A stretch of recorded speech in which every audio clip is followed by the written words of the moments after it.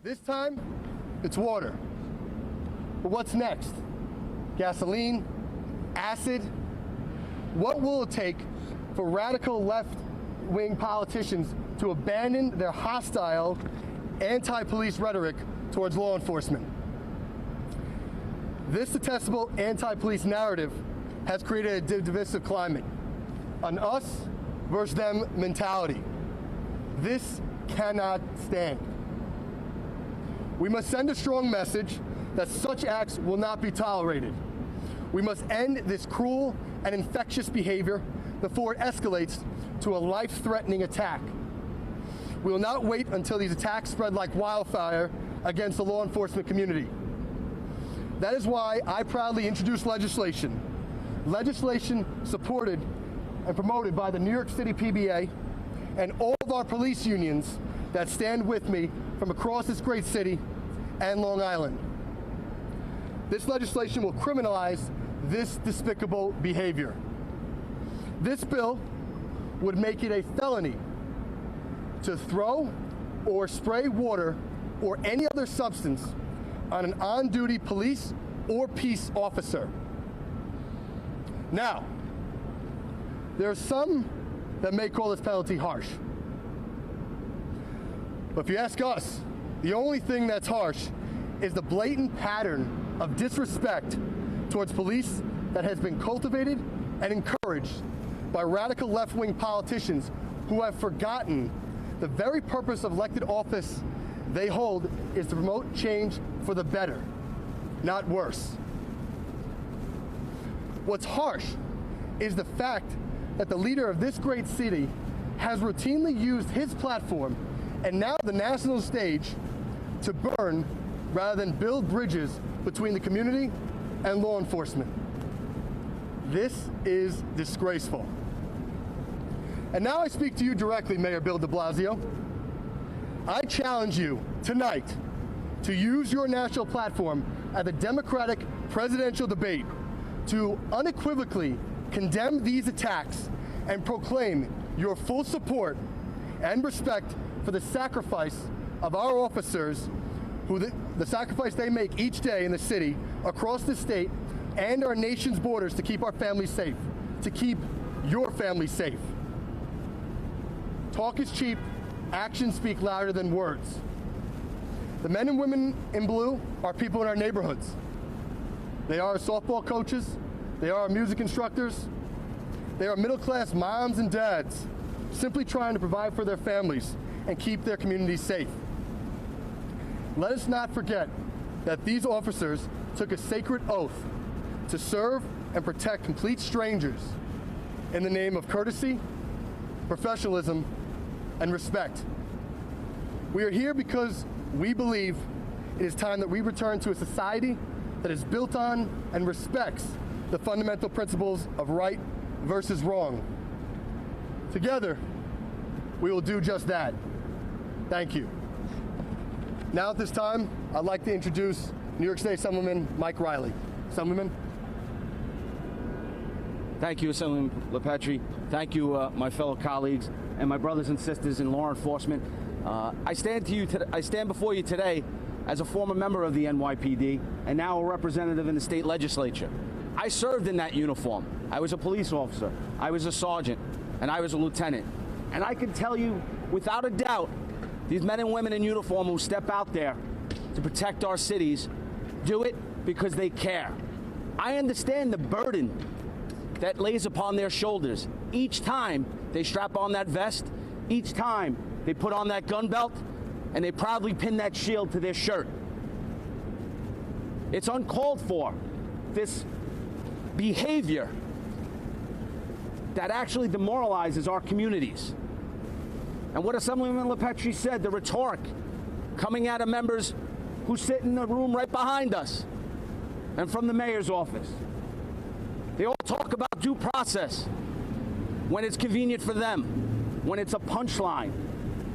Their rhetoric that actually tells grand jurors who proudly served on a grand jury serving their civic duty that they failed. That's the problem. That's what led us to where we are today. Instead of them standing up and saying, let's see where the facts lead, let's see what's going on, let an investigation take its course. No, they throw out some one-liners in search of their next office. That's the problem. You know, Mayor de Blasio was elected to lead a city, not lead a movement. It's time that we had some real leadership in City Hall. And we need to stand strong with our men and women in law enforcement. So once again, thank you, Assemblyman LaPetrie. I'm proud to be a part of this. I'm proud to stand here shoulder to shoulder with the men and women in law enforcement and my brothers and sisters in the NYPD. It's time that we hold our elected officials accountable, both here in the city and in Albany. And we make sure that our district attorneys prosecute those that violate the laws, and hopefully my colleagues in Albany will support this legislation from both sides of the aisle. Because if that's what they care about, the true safety of our law enforcement, they will. And let me remind you, when they stand up for law enforcement, they stand up for every law-abiding citizen in this city. And if they don't have your back either. So let's make sure we tell them they better support this, because it's in the best interest of all of us. Thank you. Thank you, Senator. New York City PBA President Pat Lynch. Thank you, sir. Thank you, sir. Today is an important day. If we go back to 2014, I went into this building and I begged this mayor to tone down the rhetoric on the street, that you can smell it on every job.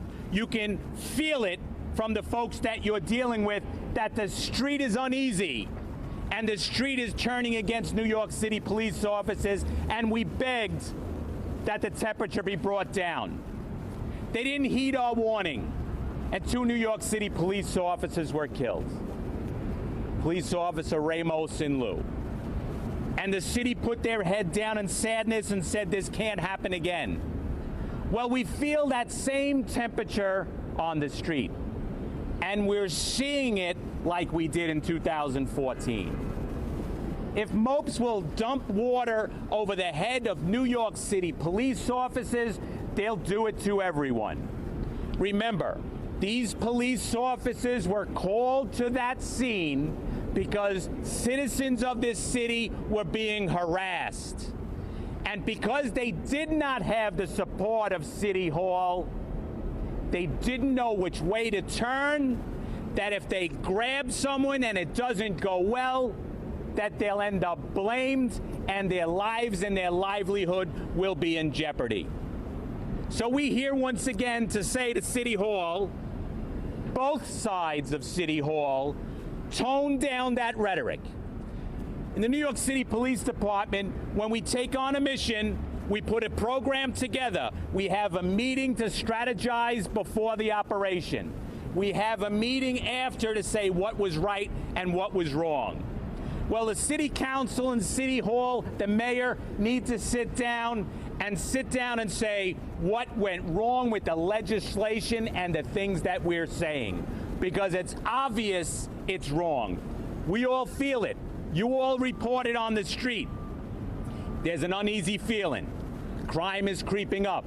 Remember the days when we were able to say crime is down in all categories. Now we average it out and we say overall crime is down. But rape is up and shooting's up, you know, those violent crimes. That all goes into the mix of what New York City police officers are dealing with. So we have to send the message to stop it now. We're asking our police officers, keep your ear to the radio. When those jobs come over, go there in force and back each other up. Respectfully, constitutionally, but strongly. We're asking City Hall, both sides, to reevaluate where they're taking this city. And thanks to our elected officials that have the courage to stand outside this building here today to say, we are making it a felony if you menace a New York City police officer, assault a New York City police officer with water any type of liquid, because you never know what it is. It might be a water bucket today. It may be a cement bucket tomorrow. Remember, we had a police officer in our housing complex that's killed that way. What's significant about here is about our elected officials that came here today, as many of them have law enforcement experience. Some of them are supporters of our law enforcement, and thank you for that. But there's a number of folks here. Our lieutenant, who was on patrol in the 90th precinct, the old Williamsburg, before it had coffee shops. We have a person that experience in our South Jamaica 103 precinct. So they're bringing to this legislation their real life experience. And fortunately, we have voices that'll listen and help us. So we expect this legislation to move quickly and to pass. Why do I say that? Because everyone from all sides of every aisle, left and right, have said this is outrageous. So now we have a calm solution. No rhetoric, no emotion, just the facts, ma'am. This will make it a felony to do that to a New York City police officer who's responding to your calls for help. So I thank everyone that stands here, our law enforcement from across the state, our elected officials that have the courage to stand here with us and push this. So now we're going to take this and we're going to push further, push it into Albany, and we expect support. Thank you, Pat. I appreciate it. Next, I'd like to introduce the President, Michael Meir of the New York State Association of PBAs. Michael? Thank you. You know what? When the hell do we lose our common sense? When do we lose our common sense? When did it become okay for people to laugh and jeer and throw things at police officers who are working trying to protect our communities? When did that become okay? I mean, Mayor de Blasio, instead of sitting down with Dante and telling him, like I did with my kids, it's not just inherent in the black community. Every person with common sense sits down and tells their kids to, when they encounter police, to deal with them with respect and dignity, and then they'll be okay. But maybe Mayor de Blasio should sit down and address the people of New York City and say, let's get some common sense back here. Come on. This is disgusting. Anybody that watched that, if you don't have a sick feeling in your stomach, you want to live in a lawless society where this is an accepted norm? It's disgusting. It's disgusting. And I commend these legislators for doing this. Imagine that we have to promote and foster legislation to criminalize something that is such a common sense thing. I mean, it's amazing to us. It's amazing to us as police officers. Who's going to be a police officer anymore? We're villainized. We're demonized. Things are thrown at us. Do we want to live in this lawless society, or do we want people to become police officers and be good, honest, hardworking citizens protecting the people of New York State? So thank you for this legislation, and thank you for these legislators for standing up with us. Thanks, Pat. That was great words. And we hope this legislation moves quickly through the legislature. Thank you. Thank you, everybody. Thank you, all members of law enforcement, for being here and supporting this legislation. As you heard, this is bipartisan. It's time we have where both sides of the aisle unite. We cannot demonize and malign our law enforcement any longer. With that, we'll take any questions. Any questions? Yes, miss.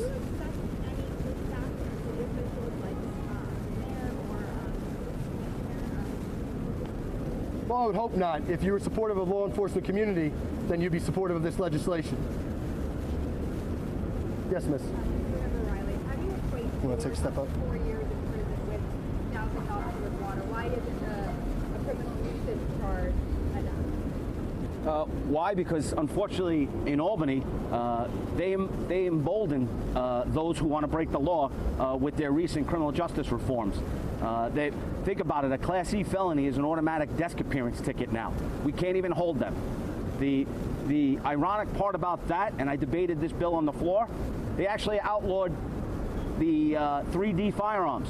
They made it a Class E felony to have it. Think about that. That's an automatic DAT, desk appearance ticket.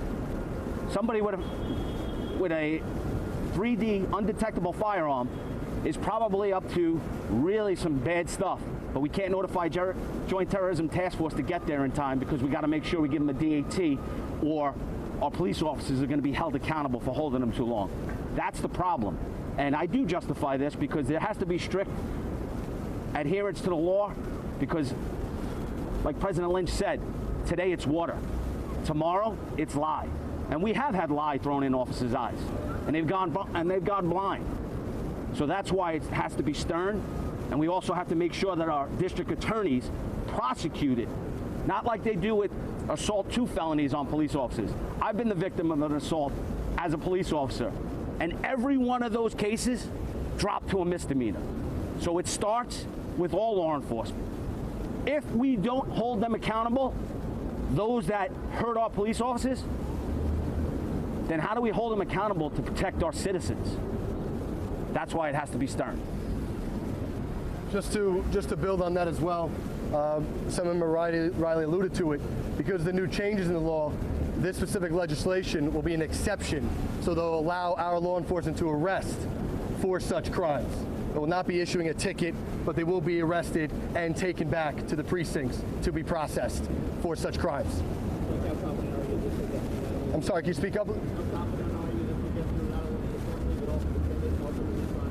If our Assembly, if our Senate, if our governor supports our law enforcement community, like they say they really do, then I am confident that this will be pushed forward. Have you run it up the flagpole already to gauge their interest to see if this is a go? At this point, it's making sure that we have that dialogue so that people are putting our law enforcement in the front rather than leaving them behind. Have you had the dialogue?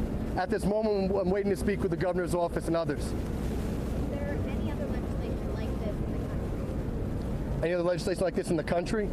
I don't know if that's needed in other parts of the country because of what we're seeing brought in the city and throughout New York State. It's a different type of rhetoric than other parts and other states. So for us, it's a unique aspect that's really tailored to the city and tailored to the climate that we're seeing from our elected officials, most notably our mayor. I'm sorry. Can you speak again? Speak up. Talk a little more about the challenge. I'm sorry. Can you speak up, please? Talk about the challenge you issued to the mayor today. Yes. So that challenge, if the mayor wishes to tout and claim he does in fact support law enforcement, then put it on the national stage. Then tonight, at your presidential primary, where you bolster yourself, why don't you push and support and condemn these attacks and support our law enforcement, both federal, state, and local law enforcement, including the members of the NYPD who he is charged with overseeing. The time has come where actions speak louder than words. Yes, sir.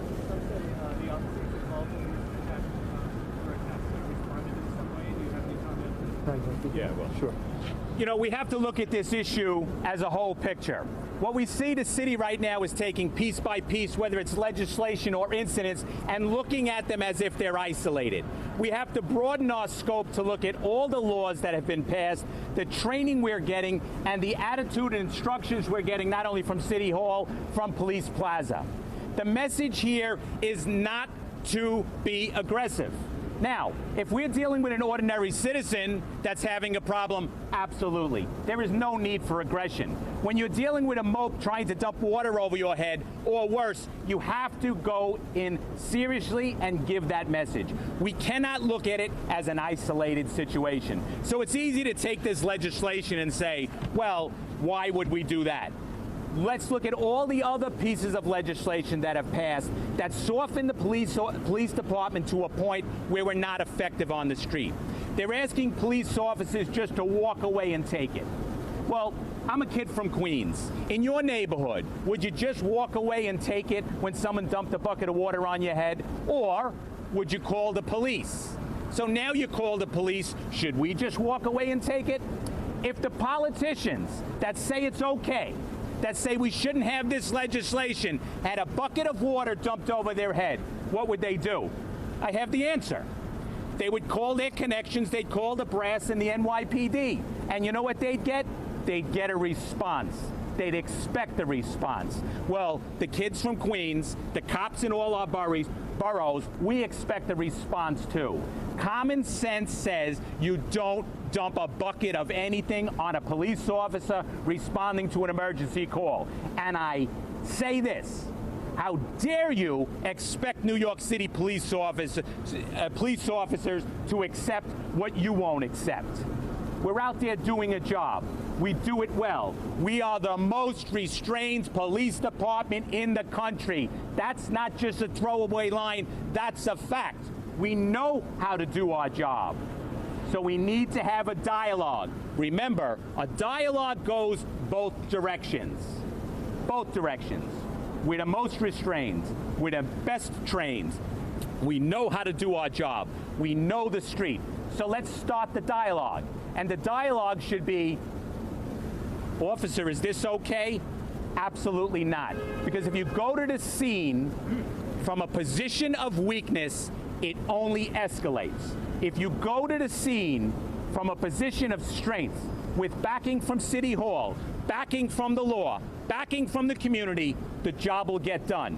How do we know that? Remember our streets before we took them back. Let's not listen to folks that don't have an investment in this city, that weren't here in the city I grew up in, that weren't on the subway where you couldn't look out the windows because it was mopes blocking you and graffiti blocking you. It's not that long ago, and it can slip easily. What's the signs to see it slipping? People dumping buckets of water on the head of uniformed New York City police officers. People are calling the water bucket incident a result of the Pennsylvania check. I'm curious to know when Judge Maldonado expected to make her decision by the end of the month, August. Do you think that the police commissioner is going to fire Officer Jackson? I don't know what the police commissioner is going to do, but I will say this. We sat through that trial in our trial room. Many of you sat through that trial in the trial room, where we calmly looked at the facts. We calmly watched that video second by second. And what the evidence proved is that police officer Pantaleo acted appropriately. Remember, the use of force is never a pretty sight, but it's appropriate to place someone under arrest. Circumstances took over, and unfortunately there was a death, which is a tragedy for that family. It's a tragedy for the police officers that have to live with that. We don't go out in the streets hoping or expecting that to happen. We go out in the streets to solve a problem and go home to our families just like you. So if Commissioner Maldonado, the judge advocate, sits in that bench like she did and makes a decision based on the facts and the evidence, he will be acquitted. Then we expect the police commissioner to do the same and say this police officer acted appropriately. How do we know that? Because the chief of department's officer on the chief banks sent these police officers to enforce those loosies. You may say, well, it's a minor crime. The community complained. The chief of department's office responded by sending police officers there. We didn't particularly want to go, but we took our orders and went.